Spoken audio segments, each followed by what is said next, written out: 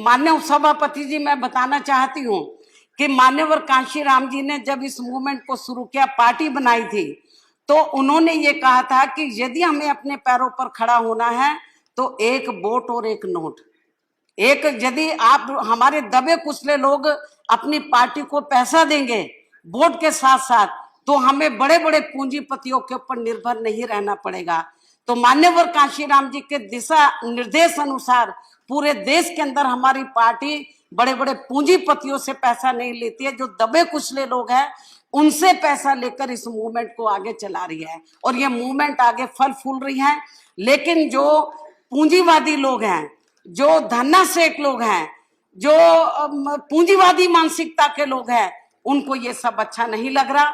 और खास तौर से उत्तर प्रदेश, जो आबादी के हिसाब से देश का सबसे बड़ा प्रदेश है, और वहां पर जब उत्तर प्रदेश के लोग पार्टी का संगठन वहां भी चला रहे, पूरे देश के अंदर वो आर्थिक मदद देते हैं। और जब मेरा माननीय उपसभापति जी, मैं बताना चाहती हूँ, जब मेरा जन्मदिन होता है 15 जनवरी को, तो पूरे देश के अंदर तो बहुजन समाज पार्टी के लोग इसे आर्थिक दिवस के रूप में मनाते हैं। मैंने अपने लोगों को बोला, मुझे सोने चांदी मत दो, गहने मत दो, मुझे कीमती ऑर्नामेंट वो गिफ्ट मत दो, आपको जो भी कुछ देना पार्टी को आर्थिक सहयोग दो। आर्थिक सहयोग दिवस के रूप में मेरा जन्मदिन बनाते हैं।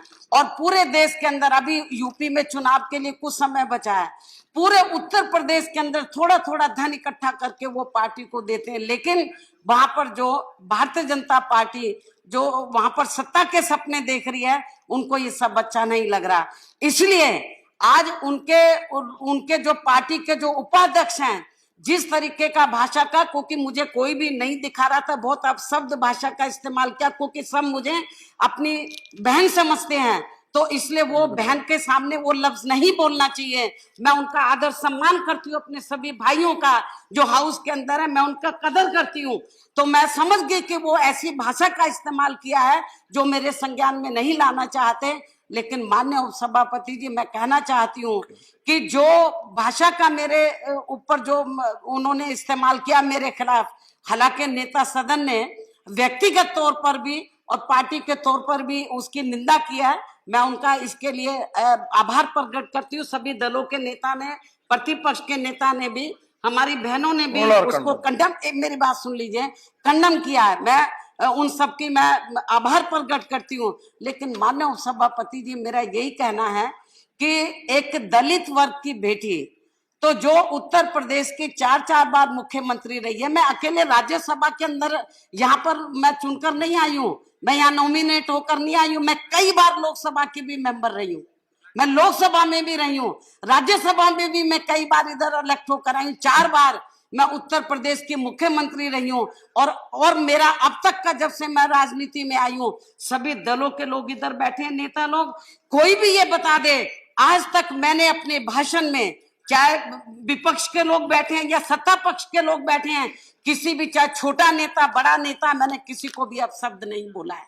विचारों की लड़ाई होती है, मैं विचारधारा को लेकर तो मैं हमेशा तीखा प्रहार करती हूँ, वो को करना चाहिए हम वीकर सेक्शन के हित में।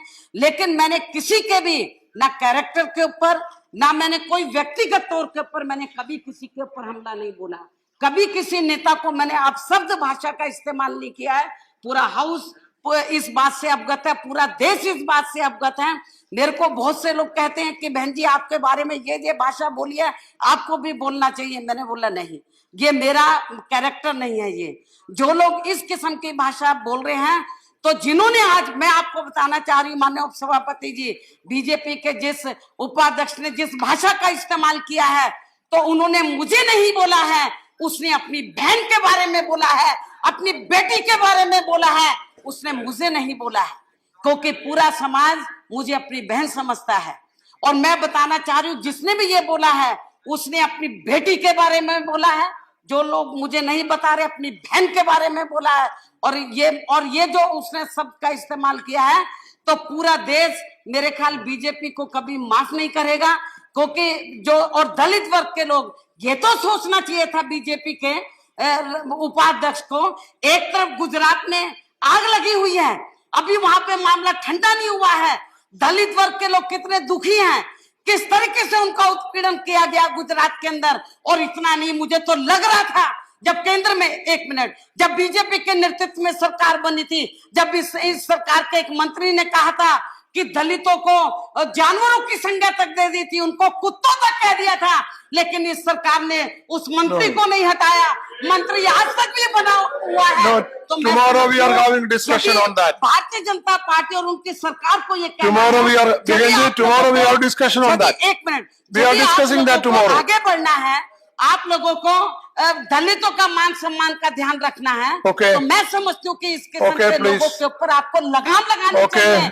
और बीजेपी के उपाध्यक्ष ने Okay, जो कुमारी इस जी। भाषा बोली है, उसने मुझे Okay, नहीं कुमारी बोला जी। है, अपनी सर, इस पे बेटी को चर्चा बोला, होगी। अपनी माँ को बोला, Okay, अपनी कुमारी बहन जी। को हम बोला है। सबकी भावनाओं मैं के समझती साथ हूँ कि हैं। Okay, हाँ, please. लगता है इस पे राजनीति करने से No, please.